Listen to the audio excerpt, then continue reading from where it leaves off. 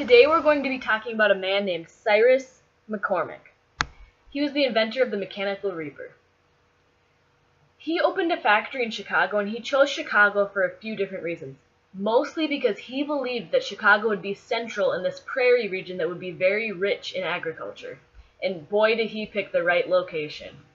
His factory in 1848 made about 500 reapers, which doesn't seem like that many. But then in 1851, after making improvements, it made 1,000 reapers. And then, in 1857, he made an astounding 23,000 reapers. Now, think about that. In just 10 years, he went from 500 reapers to 23,000 reapers. It's just unheard of.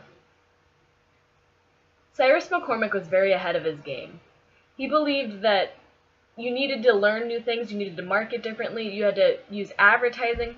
He also released the reapers in new models every year, which was very enticing to customers, but it was also a different, new, novel idea. Think about car dealerships with their new models every year. This is exactly what Cyrus was doing. He was way before his time.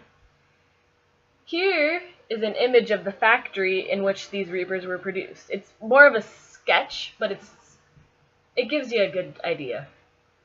Cyrus also bought a lot of patents for other companies, and he decided to expand his empire, basically. He wanted to take advantage of what he could have. He was a very smart businessman, and he also worked harder than most people at that time. He was always working.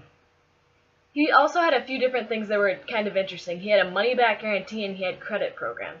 His credit programs were very before their time. One of his quotes was, "It is better that I should wait for the money than that you should wait for the machine that you need." Basically, he's saying that he wants people to have his machines out there, and he wants them to be using them, and he can wait for the money to come in, because if you bought the machine on credit, you have to pay him. He sent people out to assess whether people could basically pay him back for the machines, and he also sent service members out to help people learn how to use their machines, which was a new idea of the time too. He basically had like the maintenance service of today, the geek squad of the mechanical reapers. In 1851, Cyrus McCormick also attended the very first World Fair in Crystal Palace. Now, a lot of people are like, World Fair. Well, this World Fair won Cyrus McCormick international acclaim. When Cyrus McCormick died, his final words were work, work, work.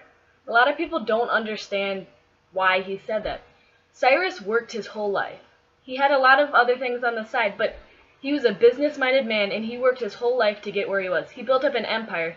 He also thought of some ideas that are still in use today, and many of the parts of his machines are also still in use today. Cyrus McCormick will go down in history as the man who invented the mechanical reaper and also invented business as we see it today.